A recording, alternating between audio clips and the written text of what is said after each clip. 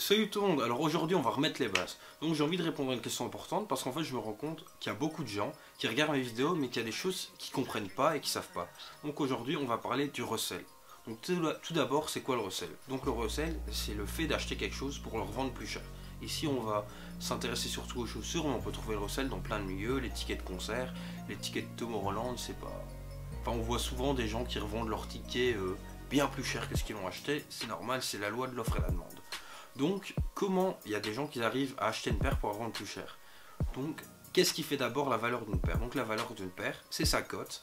Et la cote, elle est déterminée de plein de façons différentes. Sa beauté, ses collaborations, son design. Et bien sûr, s'il y a beaucoup de gens qui la veulent et les quantités dans la... Enfin, s'il y a beaucoup de quantité ou non.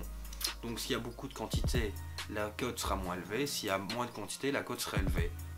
C'est le même avec les collaborations. Si la collaboration est énorme, souvent les quantités seront basses, donc la cote sera haute. C'est tout un algorithme, si on veut, qui va ensemble, quoi.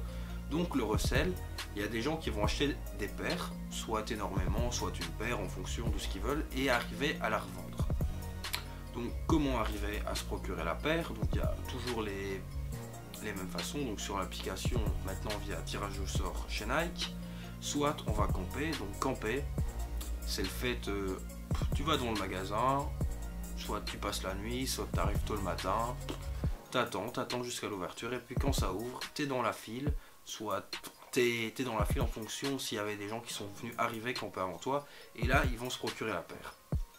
Malheureusement, maintenant, ce qu'on voit beaucoup dans le resell, c'est qu'il y en a qui ont des entreprises, enfin non, c'est vraiment des entreprises, et qu'en fait, ils connaissent des gens et ils arrivent à choper plusieurs paires, quoi. Donc il y a des magasins, ils prennent des paires, et ces paires, ils vont même pas les mettre en vente, et ils vont directement partir à des gens qui vont partir en reseller.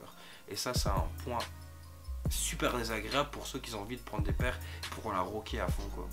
Donc ça, c'est vraiment super désagréable. Sinon, il y a plein d'avantages au resell. Donc déjà on peut se procurer des trucs qu'on n'arrive pas à avoir. Donc moi j'ai pas eu la chance d'avoir la Air Force One acronyme alors que je la voulais. Je vais peut-être aller voir au resell ici un petit peu. Il faudra attendre que les prix baissent, on va voir ce que ça va donner, quoi. Ou même maintenant on voit même ça avec des habits, donc chez Suprême, encore un inconvénient, c'est que les prix parfois sont ultra élevés, quoi.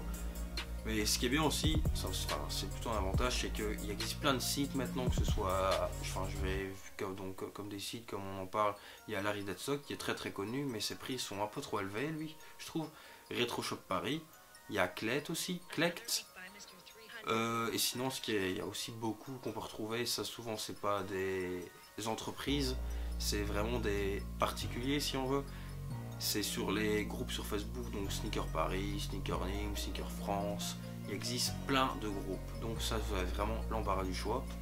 Donc ce qui est bien, ce que je disais, c'est qu'on peut comparer les prix, quoi. Parfois la même paire, on peut chercher à gauche, à droite, on va la trouver moins chère ou plus chère. Après le prix aussi d'une paire hors resell, il varie en fonction de la taille, il y a des tailles qui sont plus demandées, donc voilà pourquoi il y a des prix qui varient sur la même paire, quoi. Donc voilà, j'espère que cette vidéo t'aura apporté quelques éclaircies sur le monde du resell, qui est un monde très controversé si on veut. Donc je vous laisse pour une prochaine vidéo.